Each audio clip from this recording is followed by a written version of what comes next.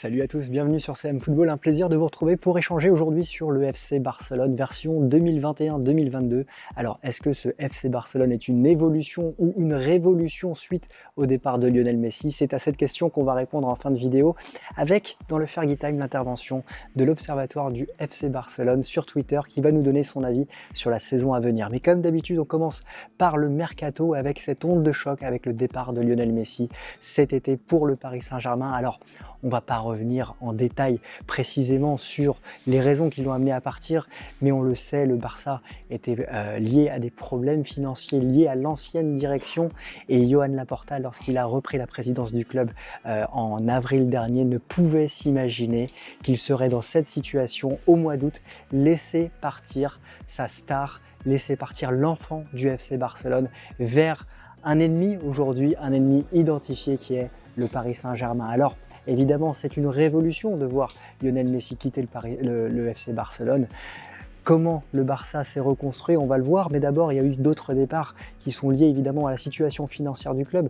Le club a vendu notamment Junior Firpo, a vendu et prêté de nombreux joueurs, notamment Miralem Pjanic ou encore Trincao, pour faire de la place au niveau de la masse salariale et pour inscrire ses recrues. Et puis il a laissé partir dans les dernières secondes du mercato Antoine Griezmann revenir à l'Atlético Madrid, un peu comme ils avaient laissé partir Luis Suarez la saison dernière pour renforcer un concurrent.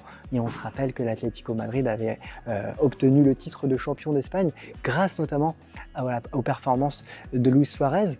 Alors évidemment, ces départs étaient inéluctables compte tenu de la situation financière du club et le Barça a recruté malin sur la fin de ce mercato. Alors on pense évidemment à Luuk de Jong dans les dernières secondes, on pense aussi au Kun Agüero, on pense à Eric Garcia, tous trois recrutés sans transfert, en free agent comme on dit aujourd'hui, mais on pense aussi à Memphis Depay qui a fait un bon début de saison, en tout cas qui s'acclimate très bien à sa nouvelle équipe et qui vient en free agent également de l'Olympique Lyonnais. On l'avait étudié en juin dernier sur l'apport qu'il pouvait réaliser à cette équipe du FC Barcelone.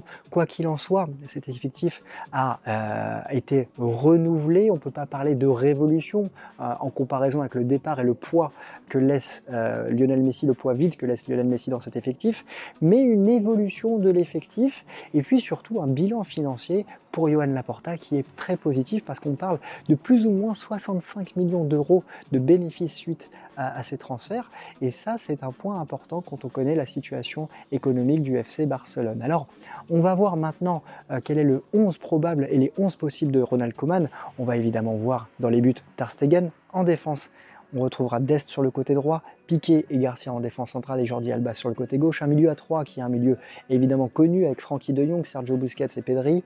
Et puis devant, on capitalisera sur Ansu Fati, Ousmane Dembélé et Memphis Depay. Alors sur cette base défensive, évidemment, il n'y a pas réellement de surprise.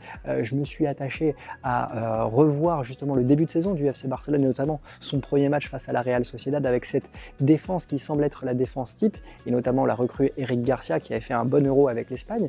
Et puis il y a ce milieu de terrain qui est connu, qui est reconnu puisqu'il était le milieu de terrain titulaire l'année dernière avec Pedri, Sergio Busquets et Frenkie de Jong. Et puis il y a cette attaque sur laquelle on peut capitaliser en 11 types pour la saison prochaine avec le retour d'Ansu Fati qui est attendu pour la prochaine journée ou dans 2 journées mi-septembre. Et puis la titularisation de Memphis Depay et puis le retour de blessure d'Ousmane Dembélé qui avait quand même, avant sa blessure lors de l'Euro, réalisé une saison plutôt bonne avec le FC Barcelone. Maintenant, on va regarder quelle est la profondeur de banc de cet effectif et là, on va avoir quelques surprises. Défensivement, on pense à Clément Lenglet et à Araujo qui peuvent arriver pour suppléer Piqué et Eric Garcia. À droite, on pourrait retrouver Mingueza. Au milieu de terrain, il y a des interrogations parce que Riqui Puig ou Sergi Roberto, surtout Sergi Roberto, ne font pas l'unanimité. Et puis Riqui Puig, on se rappelle qu'il avait eu certaines difficultés avec Ronald Koeman l'année dernière. Et puis sur le côté gauche, on peut penser à Braithwaite ou encore au retour de blessure de Coutinho qui est encore sur le côté. Et il y a le jeune Demir qui pourrait rentrer en rotation avec Ousmane Dembélé. Et devant, pour remplacer Memphis Depay, on pourrait penser au Kun Agüero ou à Luuk de Jong. En tout cas, dans cet effectif, dans ce dans cette profondeur de banc, on n'est pas à la hauteur de l'image que peut donner le FC Barcelone sur une saison habituelle, en tout cas sur le standing du FC Barcelone. On a des joueurs qui sont intéressants pour être dans la rotation de l'effectif, mais on n'est pas sur des stars qui peuvent être attendues dans un club comme le FC Barcelone. Et surtout, on revient sur le milieu de terrain. Et ce milieu de terrain peut être une vraie interrogation dans la durée de la saison, compte tenu du nombre de matchs que réaliseront le FC Barcelone entre le championnat et la Ligue des Champions.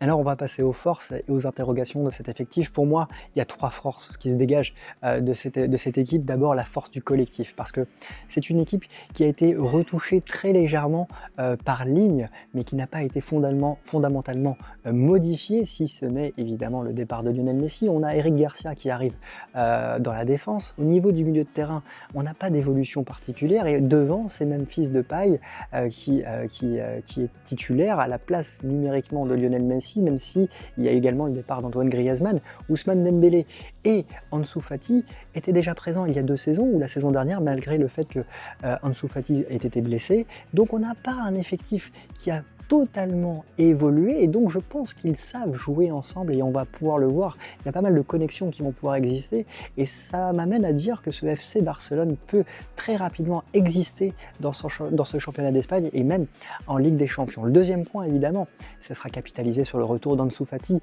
C'est un joueur qui avait brillé lors de la saison 2019-2020 avec en 24 matchs 7 buts, et son début de saison l'année dernière, que ce soit avec le FC Barcelone ou la sélection espagnole, avait été tonitruant. On se rappelle, il avait disputé 7 matchs et inscrit 4 buts avant de se blesser au ménisque. Alors évidemment, son retour fera du bien, et puis on l'a vu, le Barça est passé en mode transition, puisque son numéro 10 lui a été transmis, le numéro 10 de Lionel Messi lui a été transmis, et ça montre aussi la volonté de lui confier les rênes de cette équipe, et on espère évidemment qu'il reviendra à son niveau très rapidement. Il faudra évidemment aussi être patient. Il y a un autre point, un point d'interrogation qui pourrait devenir une force dans cet effectif, c'est le retour de Coutinho. Il a été longuement blessé. Est-ce qu'il sera en mesure de pouvoir apporter de la profondeur à cette équipe, notamment lorsqu'il est en forme et lorsqu'il est OK physiquement? Ça sera une interrogation. Et puis, au niveau collectif, encore, je pense que cette équipe aura la volonté de prouver que sans Lionel Messi, elle existe, et elle aura la volonté de montrer qu'elle a les capacités d'aller chercher le titre de Liga et d'aller chercher une place d'honneur en Ligue des Champions, parce que cette Ligue des Champions peut être difficile à remporter pour cet effectif. Donc je pense qu'ici on est davantage dans une évolution que dans une révolution, encore une fois. Maintenant, au niveau des interrogations, la première interrogation, c'est la profondeur de banc au niveau du milieu de terrain. On se rappelle qu'on a Frenkie de Jong, qu'on a Sergio Busquets et qu'on a Pedri, un Pedri qui a joué énormément de matchs la saison dernière, qui n'a pas eu de pause cet été puisqu'il a disputé l'Euro, il a disputé les Jeux Olympiques, et il est revenu pour être titulaire avec ce FC Barcelone à sa demande. Alors, est-ce que cet effectif, ce milieu de terrain pourra perdurer quand on sait encore une fois que Riqui Puig ou encore Sergio Roberto ne font pas l'unanimité? C'est une vraie question. Le deuxième point, c'est la stabilité défensive de cette équipe. On l'a vu sur le début de saison, en 3 matchs, les Blaugrana ont pris 4 buts, donc il faudra évidemment trouver une stabilité défensive très rapidement, avec un Gérard Piqué qui n'est plus aussi impérial qu'il ne l'était auparavant, avec un Eric Garcia qui arrive, et puis on voit aussi dans la profondeur de banc qu'un Clément Lenglet n'est pas forcément dans les meilleures dispositions, et puis qu'un Samuel Umtiti, on n'en a pas parlé dans la profondeur de banc tout à l'heure, mais n'est que sur le banc et fait partie des joueurs que le Barça souhaite se débarrasser. Cette stabilité défensive devra être importante, même si on sait que ce Barça marque beaucoup de buts, on l'a vu en ce début de saison. Enfin, il y a un dernier point, c'est le spectre de Lionel Messi. Comment le club, comment les joueurs vont exister autour de ce départ? Il y a un moment, il va y avoir une pression médiatique au moment où ce Barça va vivre une période négative, une période de disette, sans marquer des buts, sans remporter de victoire.